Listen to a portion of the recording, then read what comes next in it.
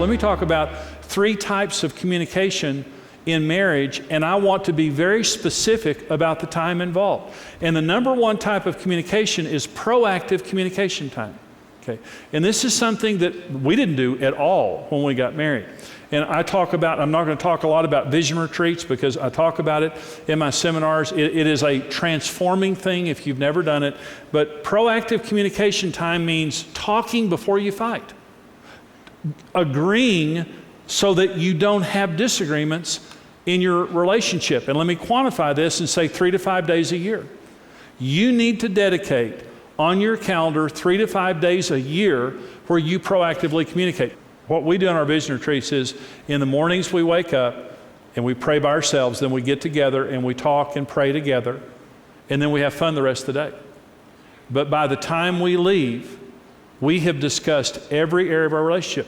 But the first time, and we agree, we have God's vision on every area of our relationship, everything. Now, it's not a financial issue. If you can't afford to go away to, Karen and I stayed in some really crummy hotels and stuff. We would borrow people's lake houses.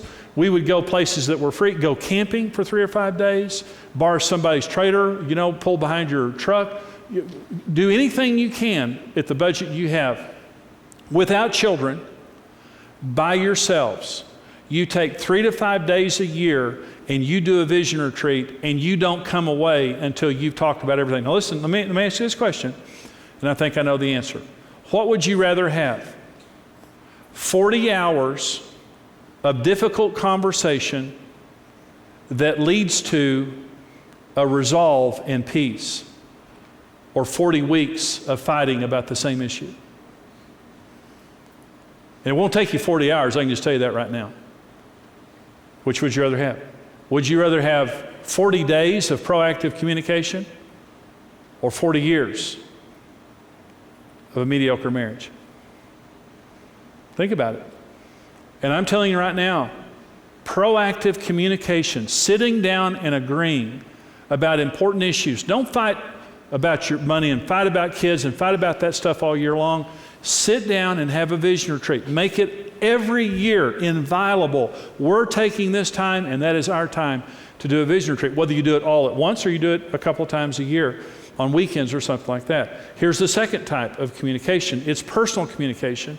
And again, I want to give you a time frame for this. It's 30 to 60 minutes a day. This is every day. Every day you need to be talking. And it's just talking. You're talking about the kids, you're talking about your day, you're talking about your feelings, or those kinds of things. In 30 to 60 minutes a day. Now, Karen and I, we used to, when our kids were little, they were old enough to be in the house, but when they were little kids growing up, is we would go walking around the block for an hour and a half. And we would talk for 45 minutes and we would pray for 45 minutes. We look back on that. I mean, first of all, God answered hundreds and hundreds of prayers specifically that we prayed. I mean, I can literally remember the specific street we were walking down, the prayer we're praying, and I look back on it now and see how God answered those prayers. When you pray, it takes the stress out of your relationship and invites God in to be bigger than your money and bigger than your problems, to do all those things. But every day we would talk for 45 minutes a day. And then we would come home at night and we would put the kids to bed. We would take care of the kids and take care of their needs, and we put them to bed, and we taught them to respect our relationship. And that meant 8:30 at 9 o'clock at night, we would come home, eat dinner, be with them. I put them to bed, prayed with them, take out my guitar, sing worship songs with them. We made sure they were okay. We never made our children go to sleep, because you can't. They're sneaky. You can stay awake all night, but you can't watch TV and you can't talk to each other, so our children read. When Brent was in the 5th grade, he read 70 books that year. Because we put him to bed and we said, read, but you can't talk and you can't do anything else. But don't bother us unless it's an emergency. We're going to be in that part of the house, and Mom and I are together. And so we would go we had a little sitting area in our bedroom. We would put the kids to bed. We would go into the bedroom, no television, no distractions. We would pop popcorn and sit and eat popcorn and talk. That was our ritual every night. Face to face, talking. Now, first of all, when we first started doing that, I thought, I am the greatest human that ever lived. I mean, I am the man's man for sitting and talking with Karen. I mean, the ultimate sacrifice. Let me tell you something. I enjoyed it just as much as she did. I absolutely, and I still do to this day. Now, we have an empty nest, and we have had for many years, and I'm saying, but what Karen and I do is every day, we talk throughout the day, but then at night, we sit down, and we have some like shows that we'll record. We'll sit there and talk for as long as we talk. We've been talking all day long, but then we'll just sit there and talk, and when we're finished, Karen always has the remote control. I am the greatest man that ever lived. I talk, and she gets the remote. But I never feel as though we haven't talked.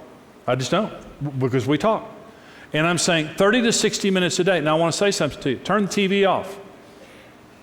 People existed before television. It's hard to imagine, isn't it?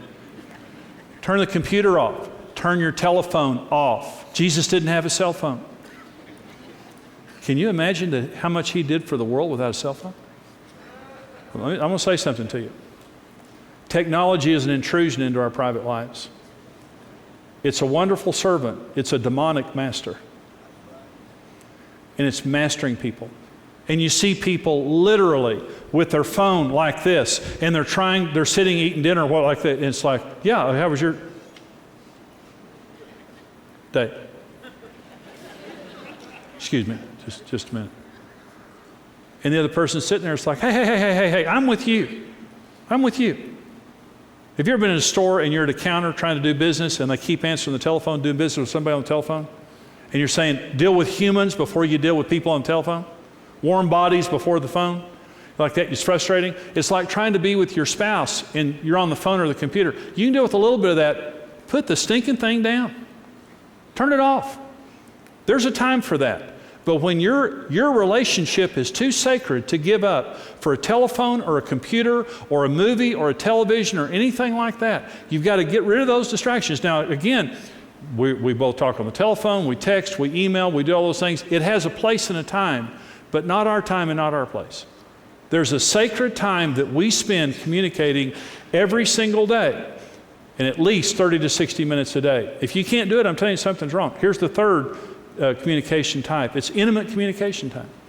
This is intimate. This is something that we're going to physically show affection. We're going to verbally show affection. We're going to whisper sweet nothings in each other's ear. We're going to goo-goo on each other. We're going to tell each other how much we love each other for 5 to 10 minutes a day. 5 to 10 minutes a day. Transform your relationship. Thank you for joining us. Experience the life-changing series, The Indestructible Marriage, on CD or DVD. Looking for your next great book? Start reading instantly with Marriage Today's ebooks, now available online.